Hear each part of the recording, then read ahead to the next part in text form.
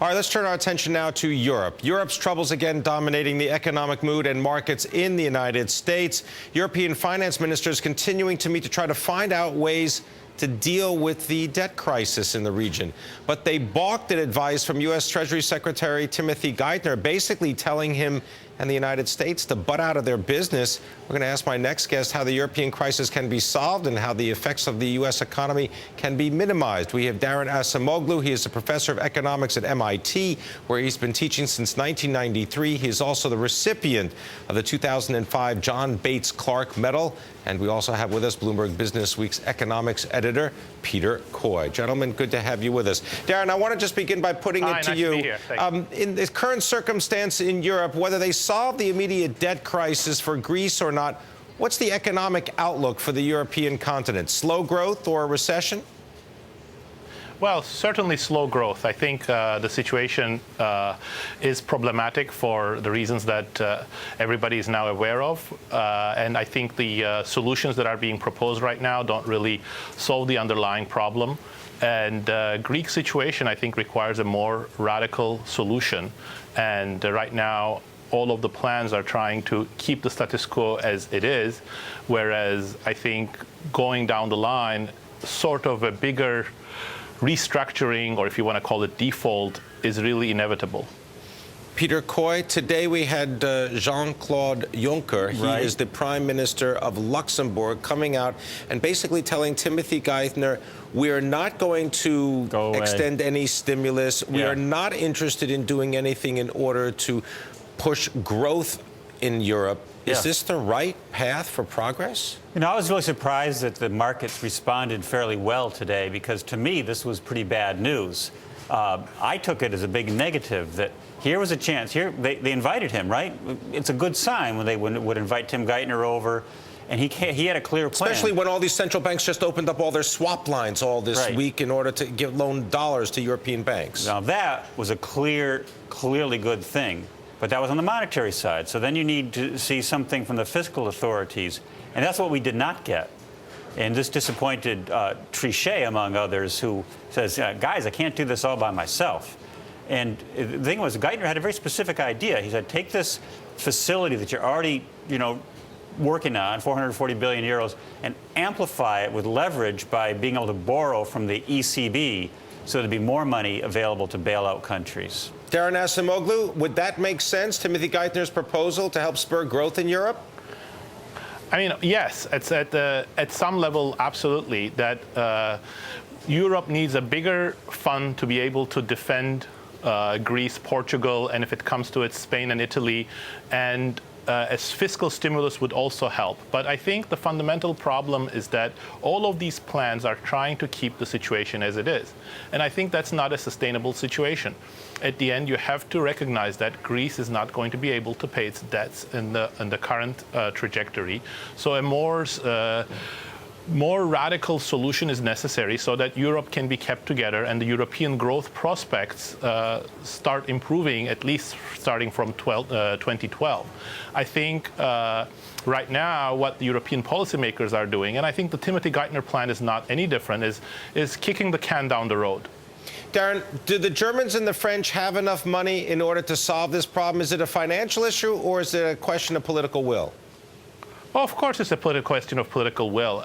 If you look at all of Greek debt, if Germany took that over, it would add another 1 or 2% to German debt to GDP ratio. But it's a political issue, and I think the German taxpayers and French taxpayers are saying, why do we have to pay for this? And I think this is where leadership is important.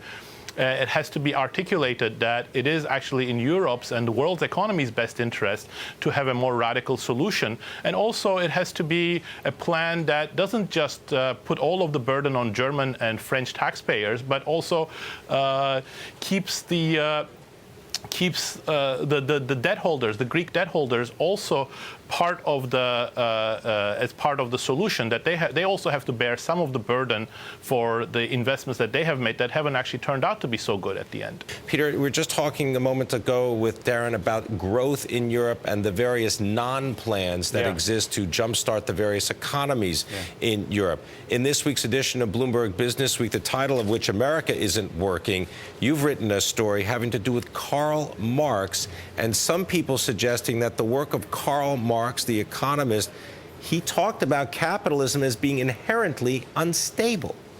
Yeah, you know, the last thing I want to do is come out and say that Marx was right. Overall, Marx was wrong. Marx predicted the dictatorship of the proletariat, the withering away of the state, and he inspired some of the worst mass murderers of the 20th century.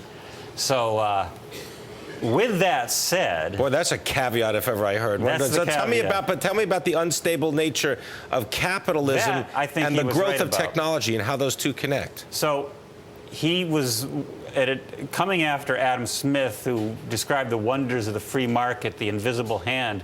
He came along and said, well, actually, capitalism is inherently unstable, and he was right about that. John Maynard Keynes, much later in the 1930s, described that process. Hyman Minsky in the 1970s and 80s described that process in the more modern economy that they dealt with. That is a key issue that we're seeing today. What is this? What is this boom and bust stuff? Why is it that the economy can't just like smoothly grow, put all its resources? I'd be very interested. You want the great moderation again. You want Alan Greenspan's great moderation. That, all right, Daron Acemoglu, come on the topic of Karl Marx and on the unstable nature of capitalism, and also this idea of reserve labor. There's always going to be more people out of work than really are going to be needed to produce products and services. Well, I mean, I think these are really interesting topics. I mean, Peter is absolutely right. Karl Marx has been wrong on almost all of the economic analyses that he made. But there is, you know, we always keep going back at him because, you know, he came up with big picture statements. And there is indeed, as Peter says, there is some instability in the capitalist system that we really need to take care of. I think one aspect of it is exactly what Keynes and Minsky were talking about, which is that because of the financial aspect of the market economy, there is going to be overinvestment and overborrowing by firms, and as we saw in the recent recession, before the recent recession, by consumers, and that overhang creates serious problems that we need to take care of, not just through the market, but also with some policy intervention, and that's why the Federal Reserve and fiscal policy are very important. But there's another aspect of Marx's analysis, which I think for the last 200 years has been essentially wrong, which is that technological progress and investment by firms will actually make the system over time less stable. It's going to make profits go down, and it's going to reduce the living standards of workers. And that's been absolutely wrong. Over the last 200 years, firms have invested, and that kept increasing the living standards of workers, and it kept increasing employment.